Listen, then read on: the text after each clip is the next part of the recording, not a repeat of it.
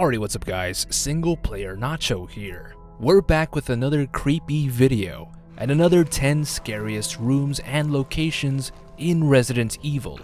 Part 2, because if you think about it, the entire series is a scary room with no toilets in sight or toilet paper.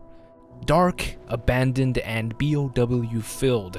These locations stuck with you as places you don't want to go back to on the second playthrough. There's that extra ick, an item, or even sounds, something unnerving about these locations that make you want to leave as soon as possible. Resident Evil Revelations 2, Experiment Block. Revelations 2 is the even scarier sequel to the fish-filled Revelations 1. Here, the focus on the enemies and locations goes into a more demonic route. To put it nicely, the Experiment Block is like a haven for hellbound monsters known as the Afflicted. These former humans make the most ungodly of sounds and run right at you.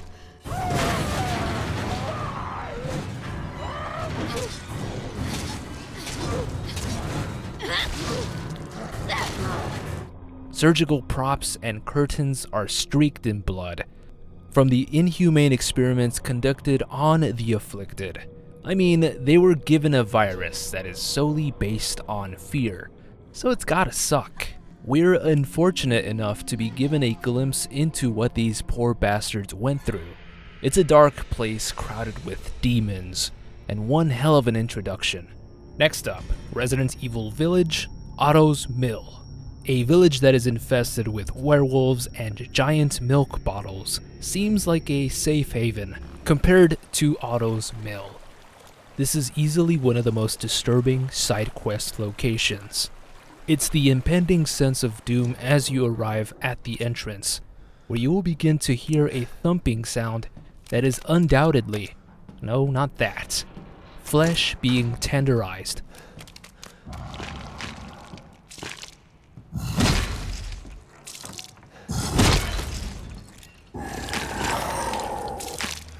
That just sounds wrong. And the lone owner of this butchery is a disgusting Urias Drac, wielding a humongous axe and the intent to cut off any Ethan hands it can find. The surrounding area is just so creepy. I genuinely wonder how long this thing has been hunting, or perhaps the bigger question, what it's been hunting. It's just terrifying. Next up, Resident Evil 6, Subway. Surprise, surprise, Resident Evil 6 makes it on a scary list. To be fair though, this is one, if not the only, truly scary locations in the game. During Leon's campaign, you're forced onto a seemingly empty subway tunnel. I think the worst place to be lost in is, well, a dark as shit tunnel with no end in sight. A tunnel filled with C-virus zombies. You're also equipped with one small-ass headlight, and a subway train passes every now and then to up the anxiety. The silence in this location really captures that scare factor, as well as the barely visible and hungry enemies. It's a decent scare. Next up, Resident Evil 4, Village at Night. I'm not sure how many of you may relate to this, but I've always had an uneasy feeling when returning to the village section in RE4, in the dead of night. This is the part of the game where you've just rescued Ashley and are now headed towards a helicopter evac zone. The game makes great use of easily the most unsettling song,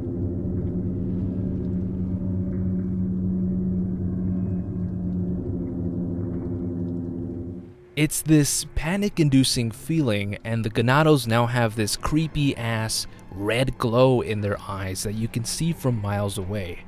If you're not careful, you'll accidentally step on new bear traps placed by those angry bastards. If you're unlucky, you'll trigger a few Plaga head explosions. I think it's also due to the fact that now you gotta worry about Ashley, so there's that caretaker aspect of it all. But regardless, when something within a location you've already visited even slightly changes, it's creepy as hell. Next up, Resident Evil Dead Aim, Meet Freezer. One look at the lighting in Resident Evil Dead Aim and you'd think there can't possibly be anything scary about this obscure RE title. Well, when one of the beginning stages features a meat freezer, it's time to think again. It's completely silent, cold, and a blood trail that leads to the freezer. The sight alone is enough to make you want to grab whatever survival items you can find and leave. But then this happens.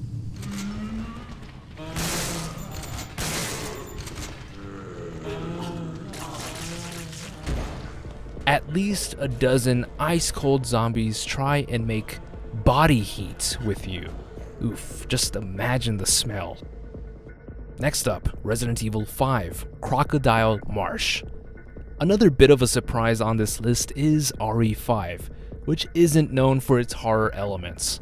This game is primarily known for boulder abuse and evil mastermind abuse, if that's even a thing.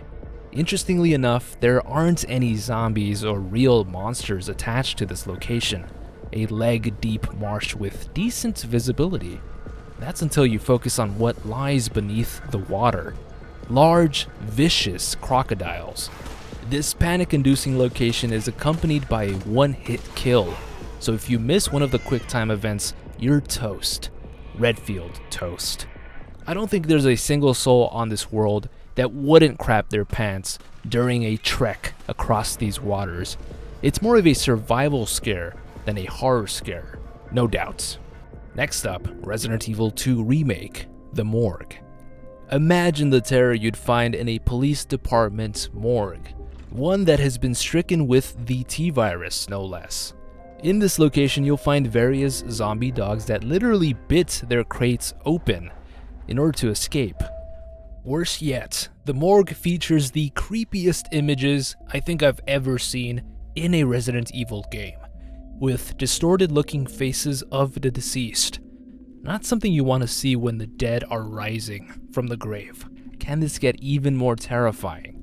Well, yes, if you decide to open up those corpse slabs. I get it, a morgue within a zombie game is like a cafe. But the remake breathes new horror into this room with zombies that wake up in the worst possible moments.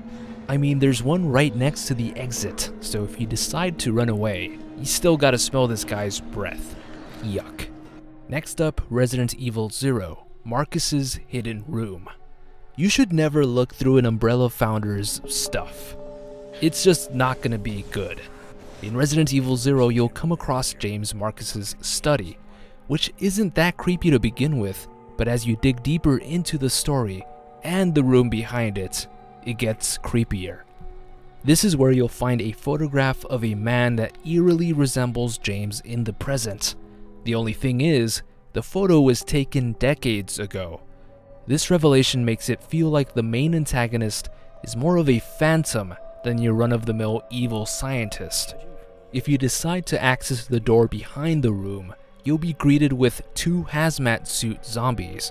Why were these twerps left here? It's a sickening thought to think that the mastermind behind the leech outbreak would keep some pencil pushers in his secret quarters. There's also really strange looking sculptures and artwork, things that make you think about, well, Resident Evil. Next up, Molded Basement. What happens when you start to piss off an evil mold lady trapped inside a 10-year-old's body who also wants you to be her father? Well, you get the Molded Basement. This is like the nest egg for the mold, where it is caked on the walls, ceilings, etc. If you think about it, it would make sense that the scariest location in the Baker residence would be the basement. I mean, the basement has an autopsy room, surgical tables for experiments with cow carcasses, and it even has a goddamn makeshift morgue. This place was also home to many horrors endured by victims of the Baker family, where many of them were killed or infected with the mold. In fact, we're seeing the victims as the molded monsters that approach you with only one thing in mind: kill. Remember the RE4 village at night? You'll also have to revisit the basement with the lights completely shut off. More monsters are added, And the basement is also home to one of the most disgusting scenes of the entire game, pulling out a key from the poor sheriff's body.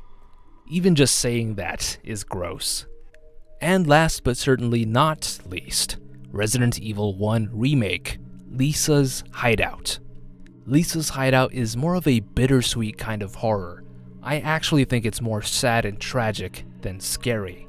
This is where Lisa Trevor hid from Umbrella scientists who wanted her dead, or worse. But this is also where Lisa figured herself out, as various dolls and statuettes adorned the cavern. Perhaps the dolls and the paintings represented what little was left of her sanity, or what little Lisa knew of her past before all the experiments were done to her, before her parents were murdered by Umbrella. Now, don't get me wrong, it's still as creepy as anything else on this list. The amount of tragedy in Lisa's Hideout brings a new perspective on how terrifying Umbrella can be, and how many lives have been affected by those monsters. There is a haunting feeling as you walk by this sanctuary. You just know something's behind you, which makes it a very scary place indeed. Well, thank you so much for checking out this video. I hope you enjoyed it. Which was your scariest location in a Resident Evil game? Be sure to comment down below your thoughts and opinions. Don't forget to like and subscribe for more horror lore, lists, and mysteries. All the support is very much appreciated, everyone. Thank you so much. Have an awesome rest of your day. And as always, stay single.